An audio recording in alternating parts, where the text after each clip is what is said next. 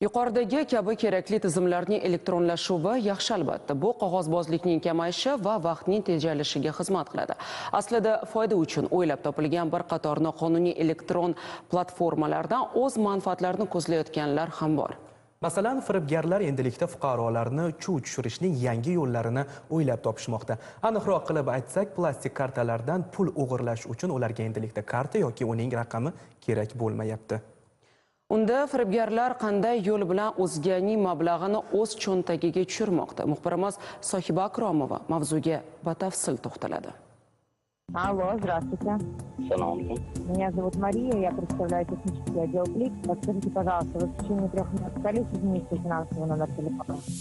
Aynan mana shunday ovozli qo'ng'iroq yoki SMS ko'rinishidagi xabarlar internetdagi turli yutuqli o'yinlar orqali qo'shtirnoq ichidagi operatorlar bir necha soniyalarda bor budingizni shilib olishlari mumkin. Karta ma'lumotlaringizni keltirib o'ting, hurmatli mijoz. Biz aniqlik kiritishga harakat qilamiz. 34-12. Hozir sizga SMS keldi, o'sha kodni ham aytishim. Onlayn to'lov tizimlarida bilimlarga ega manaman degan inson ham ularga chuv tushishi mumkin. Shaxsi ochiqlanmasligini istagan ushbu fuqaro ham ana shunday firibgarlarning tuzog'iga qanday tushganini o'zi ham sezmay qoldi. Telefon bo'ldi. O'zini operatorman deb, rus ayol kishi Mariyaman deb tanishtirdi. Xullas, o'sha 5 daqiqa oralig'ida gaplashgan bo'lsak, ikkita SMS keldi, ikkita SMS e'tibordim. Telefonni qo'yganimdan keyin, o'sha shotimdan o'sha pulni yechib olgandi-da. Yoki mana bu yigit ijtimoiy tarmoqlardagi turli yutuqli o'yinlar orqali bank kartasidagi pullaridan ayriladi. Telegram kanaldan reklama ko'rib qolgandim. Omad show aksiyalari karta raqamingizni yozasiz deb aytishdi. Kartam raqamini yozgandim. 1 million tushadi deb aytgandi reklamaga, lekin tushmadi u pul. Meni shu har oylik oyligimdan yechib olishdi.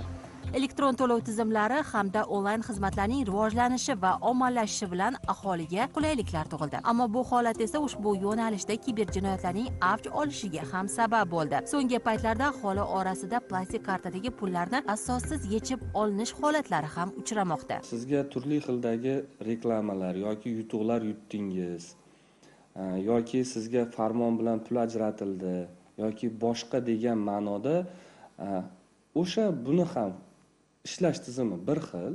Ya'ni siz kodni og'zaki aytmaysiz, faqatgina o'sha yuborilgan havola shunday qilinganki, sizga kelgan kodni avtomatik tarzda o'zi to'g'ridan to'g'ri o'sha kerakli joyga joylaydi va siz kodni berganda bo'lib qolasiz. Shuning uchun bunday havolalarga butunlay kirish kerak emas. Guvohi bo'lganingizdek, xavfsizlik faqat texnik jihatlarga bog'liq emas, bunda inson omili ham muhim o'rin tutadi. Elektron o'tkazmalar umuman ushbu sohadagi yetarli bilimlarga ega bo'lmaslik va o'ta ishonuvchanlik fuqarolarimizning cho'ntagiga ham katta zarar yetkazmoqda. Telefon qilgan holat bo'ladigan bo'lsa, telefonni go'shagini qo'yib, qaytab o'sha bankni yoki to'lov tashkiloti rasmiy kol markaziga qaytabdan telefon qilib, holat bo'yicha ma'lumot berilsa, bankda yoki to'lov tashkiloti hech qachon mijozlariga qo'ng'iroq qilib, ularning ma'lumotlarini so'ramaydi, chunki ular mijozlarning barcha ma'lumotlari o'zining tizimida mavjud. Lavhamiz so'ngida mutaxassislarning muhim bir eslatmalariga e'tiboringizni qaratsak,